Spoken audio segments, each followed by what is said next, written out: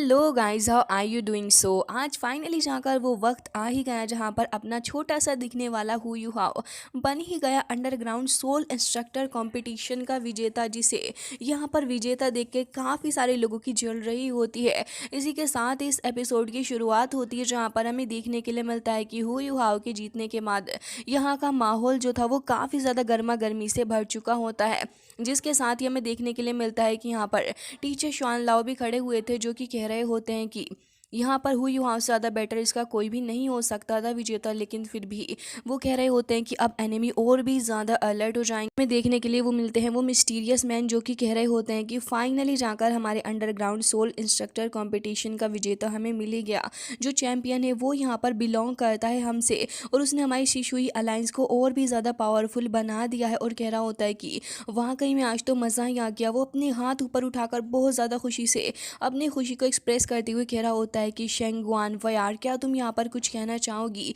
लेकिन वो तो वहाँ से गुस्से से निकल के चली जाती है, क्योंकि यहाँ पर अब उसकी टीम से तो कोई जीता नहीं। ऑब्वियसली वो गुस्सा तो होगी ही। अब दूसरी तरफ हमें देखने के लिए मिलता है मिंगडू का ही सीन, जहाँ पर इस अंडरग्राउंड होल के अंदर जो अपने एम्परर अंकल होते हैं वो बहुत ही ज़्यादा तेज़ी के साथ में भागते हुए आ रहे थे, क्योंकि उन्हें यहाँ पर जो ट्रीजर छिपा हुआ था उसको भी देखना था कि क्या वो यहाँ पर मौजूद है या फिर नहीं। जैसे ही वो उस जगह पर आते हैं तो गाइस यहाँ पर उनके पसीने छूट चुके होते हैं, क्योंकि असल में वहाँ पर उन्हें काफ़ी सारे ट्रीजर्स गायब मिलते हैं और अपनी जगह पर मौजूद ही नहीं थे।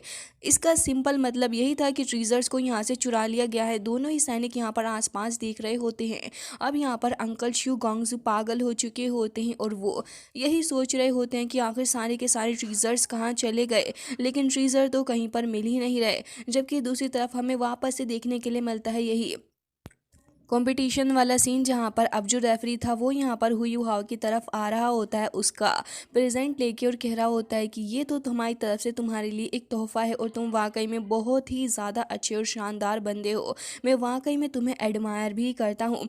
जिसके साथ ही वो यहाँ पर कहने लगा होता है कि वैसे अब इस कंपटीशन के बाद मैं तुमसे एक शांत जगह पर मिलना चाहूँगा, और कह रहा होता है कि मुझे लगता है कि यहाँ पर उसके बाद में तुम्हें हु यू हाउ सब कुछ बता दूंगा सन एंड मून एम्पायर के बारे में। लेकिन तभी वहाँ पर वो मिस्टीरियस लेडी भी आ जाती है और वो कह रही होती है कि चैटिंग यहाँ पर तुम लोग बाद में भी कर सकते हो, लेकिन यहाँ पर जो गिफ्ट इसको मिलना चाहिए वो तो हम पहले तैंगबू को देकर ही रहेंगे। और कह रही होती है कि तुमने भी बहुत ही ज़्यादा अच्छा गेम खेला है, मैं इंप्रेस हुई इससे। और फिर उसके बाद वो यहाँ पर देने लग जाती है गिफ्ट। रेफरी देखता है तो उसे पता चलता है कि असल में एक गिफ्ट नहीं है, बल्कि ये एक लेवल 9 की फिक्स सोल गाइड शेल, जिसे देखने के बाद उसे बहुत ही ज़्यादा गुस्सा आ रहा होता है। असल में बात ऐसी है कि यहाँ पर ये जो गिफ्ट अपने हु यू हाउ को मिला है वो कोई नॉर्मल गिफ्ट है ही नहीं। जबकि दूसरी तरफ हमें देखने के लिए मिलता है कि अंकल शिव गोंगजू जो थे वो यहाँ पर आ चुके होते हैं एक और गेट के पास में, और वो उसे टूटा हुआ देखकर बहुत ज़्यादा फ्रस्ट्रेटेड हो चुके होते हैं।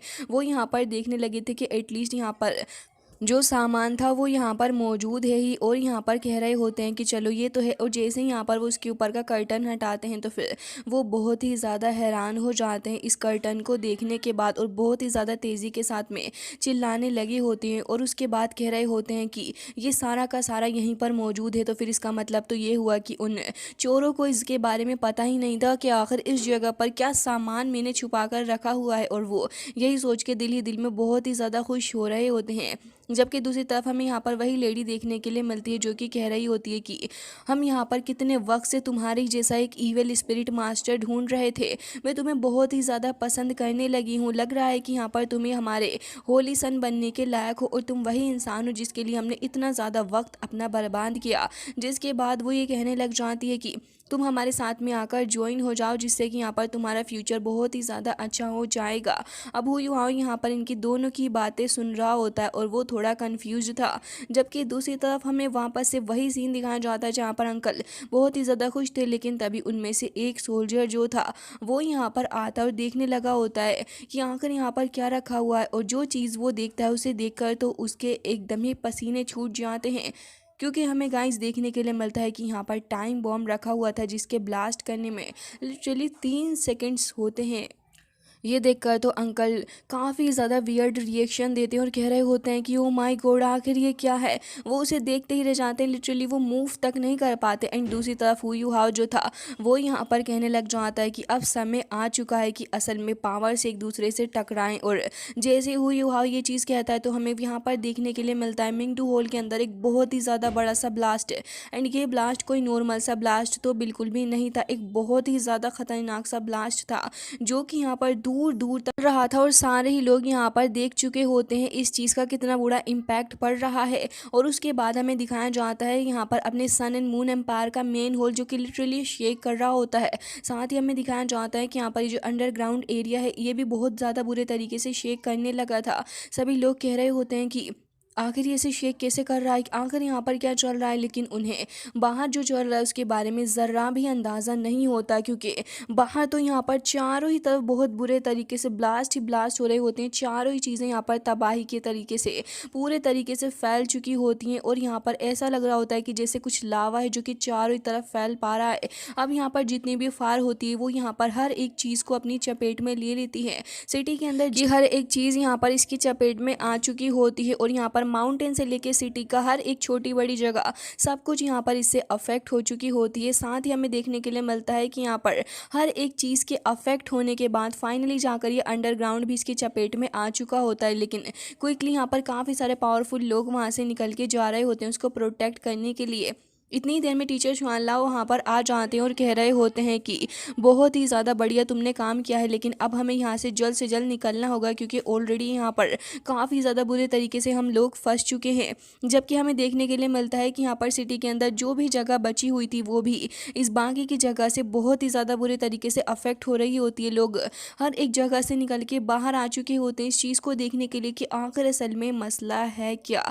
जिसके बाद यहाँ पर ये चीज़ ऐसे ही चल रही होती है। बॉडी सेक्ट के लोग और बाकी सारे भी यहाँ से भागने की कोशिश कर रहे होते हैं, लेकिन यहाँ पर कुछ लोग तो बहुत बुरे तरीके से इस चीज़ को देखकर डर चुके थे। जिसके बाद हमें देखने के लिए मिलता है कि यहाँ पर एल्डर होंगचैन जो थे वो भी खड़े हुए थे और कह रहे होते हैं कि फॉर्चुनेटली मैंने अपने दोनों ग्रैंड सन को यहाँ से छिपा दिया था, नहीं तो आज ये भी इस चीज़ की चपेट में आ जाते। टीचर स्वान लाओ कह रहे होते हैं कि तुमने हमारी अकेडमी का नाम रोशन किया है क्योंकि तुम हमारी अकेडमी के सबसे ज़्यादा टैलेंटेड डिसाइबल्स वांग चुआर और बाकी सारे भी यहीं पर खड़े हुए होते हैं और यही नज़ारा देखकर हैरान थे। जबकि दूसरी तरफ हमें देखने के लिए मिलता है कि अब यहाँ पर अपना क्राउन प्रिंस भी खड़ा हुआ था और वही सारी चीज़ देखकर यहाँ पर चक्कर खाने लग जाता है। ऑरेंज उसको संभाल रही थी, वो अपनी आंखों के सामने अपना पूरा साम्राज्य खत्म होता हुआ देख रहा होता है और ये चीज़ उसे अंदर से तोड़ देती है कि आखिर ऐसा कैसे हो सकता है। हालांकि गाइस हमें देखने के लिए मिलता है कि जब ये ड्रामेटिक सीन यहाँ पर चारों ही तरफ हो रहा था तो अब यहाँ पर क्राउन प्रिंस को भी काफ़ी ज़्यादा जल्दी इस न्यूज़ के बारे में पता चल चुका होता है कि असल में यहाँ पर ये जो उसके अंकल हैं वो भी इस चीज़ की चपेट में आए हुए हैं। एक बंदा आकर बता रहा होता है कि अंडरग्राउंड मिंगडू हॉल के अंदर आपके अंकल मौजूद थे एंड उसी वजह से यहाँ पर ये जो कैजुअलिटीज़ हुई हैं उसके चलते उनकी डेथ हो गई है। साथ ही यहाँ पर जितने भी रेयर मेटल्स वगैरह मौजूद थे वो सारे के सारे ही वहाँ से गायब हो चुके हैं।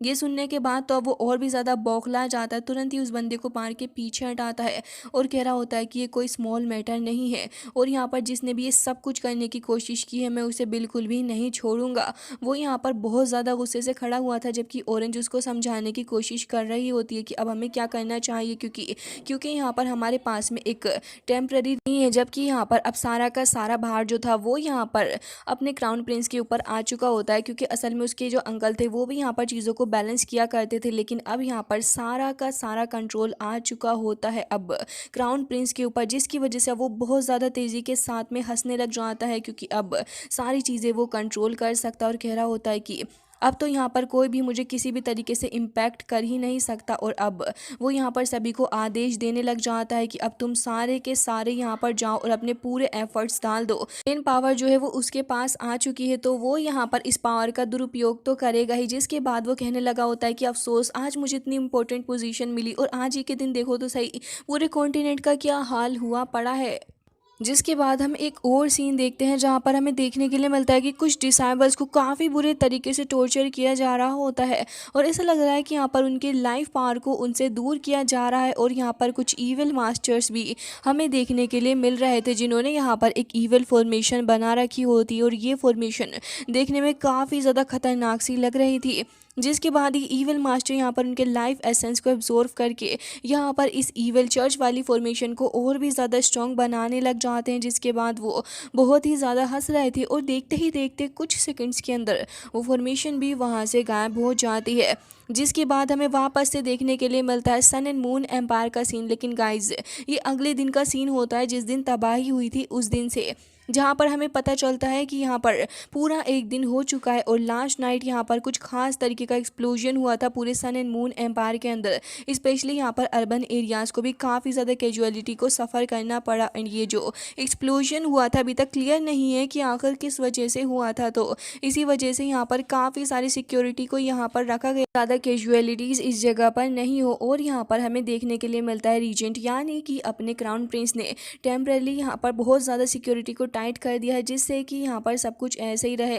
लेकिन गाइस एक और अनाउंसमेंट यहाँ पर क्राउन प्रिंस ने करवाई थी जिससे कि पता चल जाता है कि वो कितना बड़ा वाला कमीना है। असल में वो यहाँ पर इस सोल इलाइट मास्टर के कंपटीशन को अभी भी करवाना चाह रहा होता है, जिसे सुनकर तो यहाँ पर कुछ लोग खुश थे जबकि कुछ लोगों को ये बात समझ नहीं आती, मतलब कि दिमाग के ऊपर से ही चली जाती है।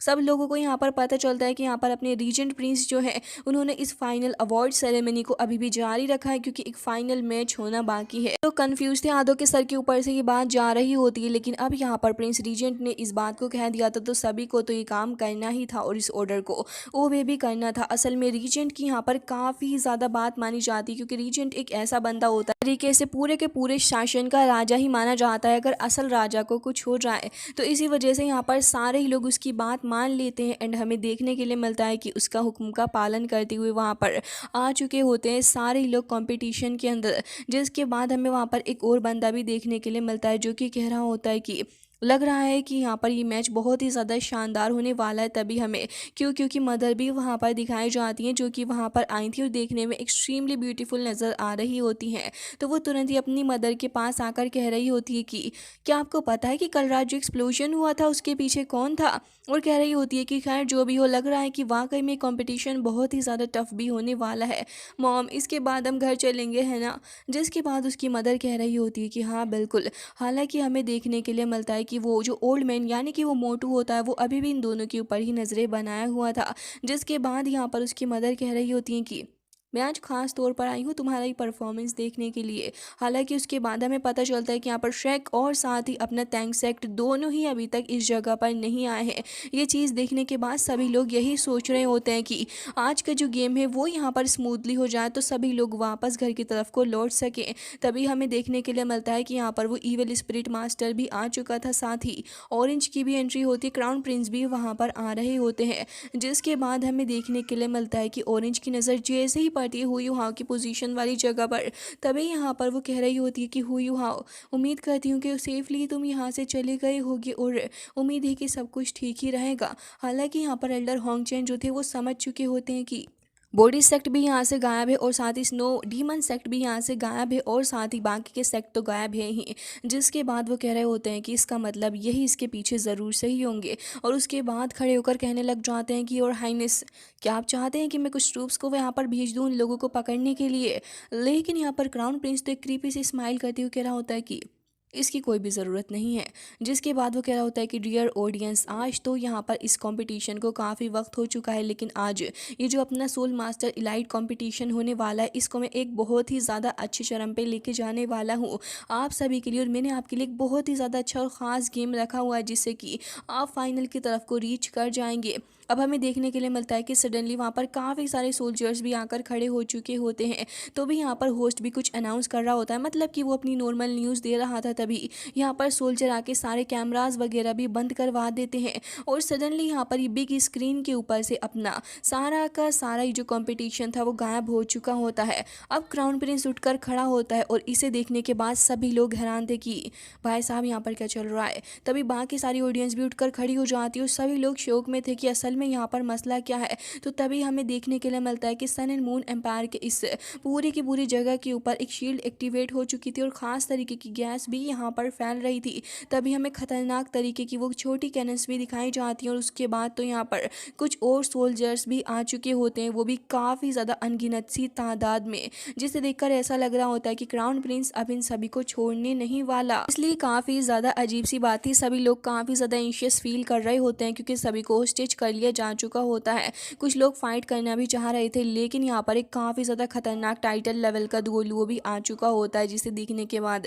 सभी लोग घबरा जाते और सब चुपचाप वहीं पे खड़े हुए थे। और यहाँ पर ऑरेंज भी कह रही होती है कि सबसे ज़्यादा 5 स्ट्रॉन्गेस्ट बंदों में से एक बंदा है। एंड यहाँ पर इस बंदे को देखकर ऑरेंज समझ क्राउन प्रिंस सबकी छुट्टी कर देगा, वो यहाँ पर किसी से भी नहीं डरने वाला क्योंकि अब वो बेखौफ हो चुका है। जबकि हमें देखने के लिए मिलता है कि सारे ही ट्रूप्स यहाँ पर अपनी अपनी जगह बना लेते हैं और अब यहाँ पर वो कह रहा होता है कि पूरी सिटी के अंदर इतना बुरा इंसिडेंट हुआ है तो इसी वजह से अब मैं यहाँ पर तुम में से किसी को भी नहीं छोड़ने वाला हूँ। हालांकि यहाँ पर क्योंकि मदर कह रही होती है कि हमें इम्प्रेजेंट करने का आखिर मकसद क्या है।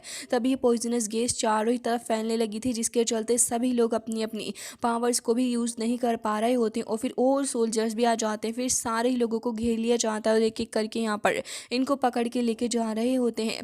जिसके बाद यहाँ पर अब वो लड़की पूछने लग जाती है कि मदर हम यहाँ से निकल तो पाएंगे ना। तो उसकी मदर बेचारी खुद भी श्योर नहीं होती इस बारे में। तभी हमें देखने के लिए मिलता है कि ऑरेंज कह रही थी कि योर हाइनेस अब आगे क्या करना है। तभी वो कहता है कि तुम इसके बारे में परेशान नहीं हो, वैसे भी उन लोगों का सरवाइव करने का तो कोई चांस ही नहीं बनता।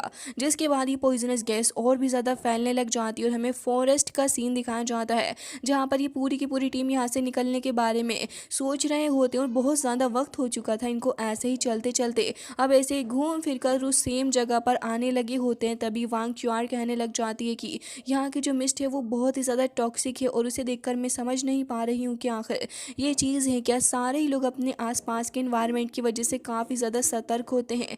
तो शाओ शाओ कहने लगी होती है कि मैं इतना ज़्यादा अनकंफर्टेबल फील क्यों कर रही हूँ यहाँ पर। एंड गाइस हमें वापस से देखने के लिए मिलता है कि फिर ये लोग चलते चलते फिर से सेम जगह पर आ चुके थे। अब तो इन लोगों को भी समझ आ चुका होता है कि कुछ ना कुछ तो यहाँ पर मसला है। हुई वहाँ इन सभी को रुकने के लिए कहता है और फिर वो यहाँ पर एक ट्री के पास जाता है, जहाँ पर उसने अपना खुद का एक सिंबल छोड़ा था और कह रहा होता है कि तो स्पिरिचुअल मार्क मैंने अभी कुछ वक्त पहले ट्री के ऊपर छोड़ा था, तो फिर इसका मतलब तो ये हुआ कि हम लोग अभी भी उस सेम जगह पर आकर खड़े हो चुके हैं।